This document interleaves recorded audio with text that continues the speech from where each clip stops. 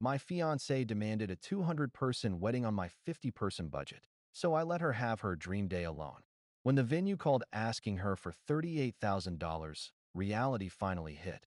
When Emily and I got engaged, I thought we were on the same page about money.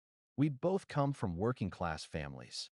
Hers a little more comfortable than mine, but neither of us were spoiled. We'd always talked about being practical, focusing on the marriage rather than the spectacle. Or at least, that's what I thought.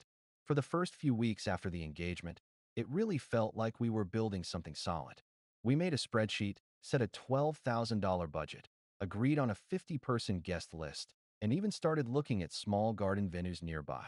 She was glowing, happy, sketching out floral arrangements in her notebook. But slowly, that glow turned performative. It started with, what if we did 75 guests? Then, what if we added a live band? Then, what if we got that castle venue near Lake Haven? I mean, we only get married once. By the time I blinked, this small wedding had ballooned into a 200-person extravaganza with a full bar, designer dress, choreographed dance, drone photographer, and a horse-drawn carriage. I asked her, how exactly are we paying for this? She said, well, we both make decent money. And besides, my mom says you can't put a price on love. I smiled politely and said, no, but vendors definitely can. That didn't go over well. One night, we were sitting on the couch reviewing the budget spreadsheet. I'd made notes on a few things we could cut to bring it closer to what we could actually afford. She barely looked up from her phone and said flatly, I'm inviting 200 people to the wedding. Your 50-person budget is insulting. I remember feeling the air go still for a moment. Insulting, like I'd somehow offended her by being realistic. I asked, carefully, so, are you saying my financial limit offends you? She didn't hesitate. It's supposed to be our day, not your savings plan. That's when something in me, some quiet, calm part, just switched on. I said, you're right. It is your day. You deserve your dream wedding. She smiled, mistaking that for surrender. But what she didn't know was that while she'd been expanding the guest list and ordering mood boards, I'd also been quietly reviewing our paperwork. One of those documents, the venue contract she'd bragged about securing early, had her name on it. Only hers. No co-signer. No shared responsibility. She'd sent it in before we even finalized the budget. That night, while she was sleeping beside me, I forwarded a copy of the contract to myself, then read every line. There it was, in bold. The client, listed below, assumes sole financial responsibility for all costs associated with venue rental and services. By morning, I had already called the venue manager to confirm. She politely told me, yes, Ms. Harris is the only signer. If she wishes to make changes, we'd need her written consent. Perfect. That evening, I told Emily I was stepping back from all financial involvement in the wedding. Her smile faltered. What does that mean? It means, I said evenly, that I won't insult you with my small budget. You're free to have the 200-person celebration you want. Your way, your vision, your bill. She laughed, thinking I was joking. But when she checked our shared wedding account later and found my contribution withdrawn, the laughter stopped. 2 days later, the venue called her about the first $38,000 payment due by Friday. That's when my phone started lighting up. When my phone started buzzing, I already knew what it was about. First came the text. Why is the venue saying I owe them $38,000? I thought you were handling that. Then another. You can't just walk away from this. We agreed to split it. I called her back. She was crying, voice shaking but angry underneath. Do you know how humiliating this is?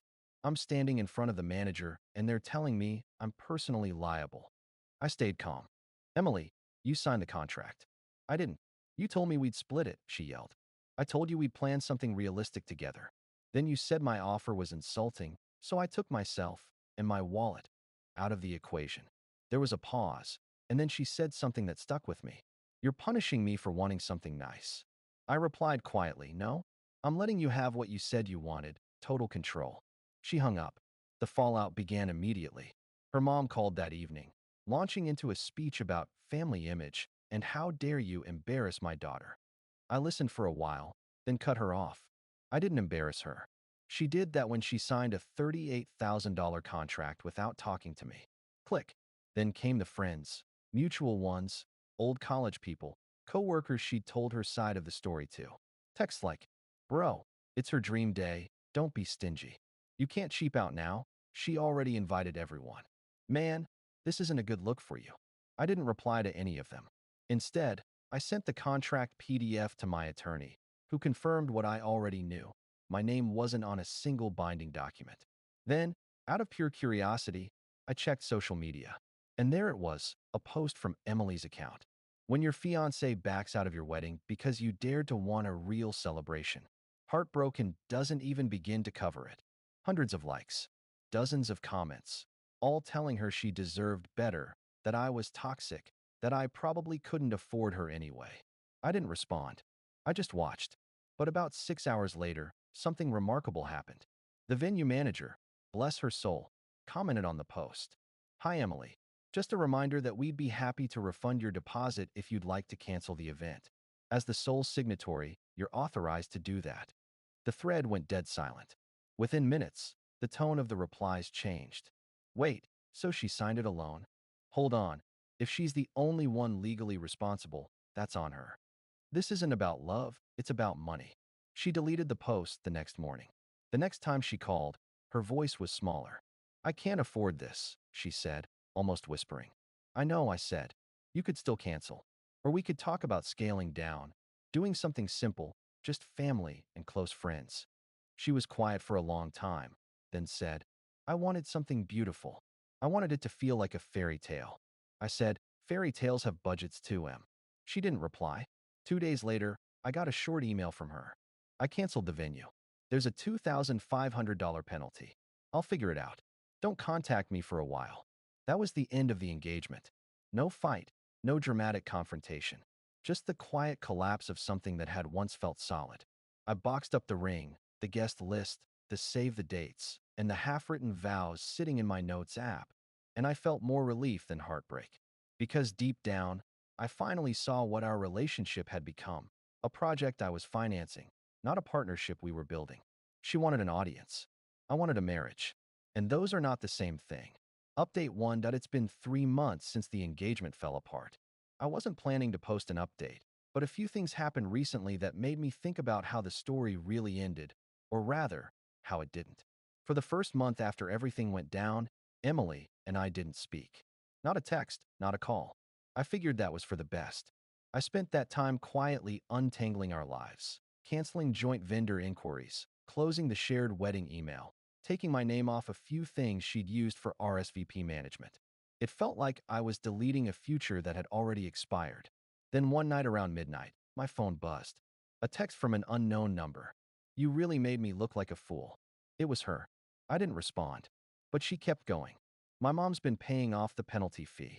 Everyone's talking about me like I'm insane. You could have just helped me instead of humiliating me. I stared at those messages for a long time. The words weren't angry. They were wounded. Desperate. Still trying to rewrite the story so she didn't have to face what really happened. I typed, then deleted, about 10 different responses. Eventually, I settled on one. I didn't humiliate you, Emily. You did that by ignoring every boundary I tried to set. She didn't reply after that. 2 weeks later, I ran into one of her friends, the same one who defended her online, at a coffee shop near my office. She looked uncomfortable, but finally said, for what it's worth, she knows she messed up. She's been quiet lately. Stopped posting. I think she's realizing what really mattered. I just nodded. I didn't feel angry anymore. Just tired. Around the same time, I got a letter from the venue, forwarded to me accidentally because my name had been on one of the early inquiry forms. It was a notice confirming her cancellation and the penalty fee. Attached was a short handwritten note in the manager's polite handwriting. Please inform your fiancée that her account is settled. We wish her well. Something about that line, her account is settled, hit harder than I expected. Because that's exactly what it felt like. Closure, neat and final. Since then, life has been quiet. I've thrown myself into work, started running again, picked up some weekend freelance projects. It's been strange adjusting to the silence. No long calls about color schemes, no urgent texts about centerpiece decisions. But that silence feels clean. Then, a few days ago, I got a message from an unknown Instagram account. It was private, no profile picture, but the message said, you made the right choice. No clue who sent it. Maybe a mutual friend. Maybe someone who'd seen the chaos unfold and recognized the truth. Either way, it made me realize something I hadn't before. I didn't walk away from Emily because I stopped loving her. I walked away because I refused to love someone who weaponized guilt to get her way. The old me would have caved, signed a contract, and spent the next 5 years trying to recover from the debt, financially and emotionally. Now, I don't owe anyone anything. Not an explanation. Not an apology. Not another cent. The wedding's off. The venue's refunded. The story's over. Or at least, that's what I thought. Until last week, when her mother called me again, asking if we could meet to talk about the misunderstanding. That conversation didn't go how she expected. Final update that I didn't plan on ever seeing Emily or her family again. After her mother's call, I almost ignored it, but curiosity got the better of me. She said she just wanted to clear the air, and against my better judgment, I agreed to meet for coffee. When I arrived, it wasn't just her mother. Emily was there too. She looked different, tired. No makeup, no designer purse, no carefully curated image. Just a woman who'd finally run out of ways to pretend everything was fine. Her mother did most of the talking at first, apologizing, explaining how things got out of hand, how Emily had been under a lot of pressure to make the wedding perfect. I just sat there quietly, stirring my coffee. Then Emily spoke. "I lost the deposit," she said softly. "Then the photographer refused to refund anything. My mom helped with what she could, but I'm still paying off the rest. I had to sell the dress." I didn't say anything. I didn't need to. She kept talking. I was angry because I wanted everything to look perfect. I didn't care how much it cost or how unfair it was to you. I thought I could fix it later. I finally looked up and said, "You can't build a marriage on debt and manipulation." She nodded, wiping her eyes. "I know. I just didn't realize I was losing you until I saw your name off the contract." That's when it hit me. You were serious. Her mom reached out to touch my hand. "You really did love her, didn't you?" "Yeah," I said quietly. Enough to walk away before I started resenting her. There was nothing left to say after that. We sat in silence for a minute before I stood up, wished them both well, and left. That night, I went home, poured a glass of whiskey, and deleted the last photo of us from my phone. The one where she was holding my hand, showing off the ring. I remember thinking how proud I was that day. Not of the ring, but of us. But that us doesn't exist anymore. A few days later, I heard from a mutual friend that Emily's moved back in with her parents for a while. She's taking classes again, trying to start fresh. I hope she means it. I really do. As for me, I've been saving. Not for a wedding, just for life. A better apartment, a solo trip, a new guitar. Little things that are fully mine. It's strange. The wedding that never happened ended up giving me something real. Peace, clarity, and a sense of self-worth I didn't have before. When people ask about the engagement now, I just say, it didn't work out. But I got lucky. I found out who she really was before I said I do. And that's the truth. Because sometimes, the most expensive thing you can lose isn't money. It's yourself. And walking away, that was the best investment I ever made.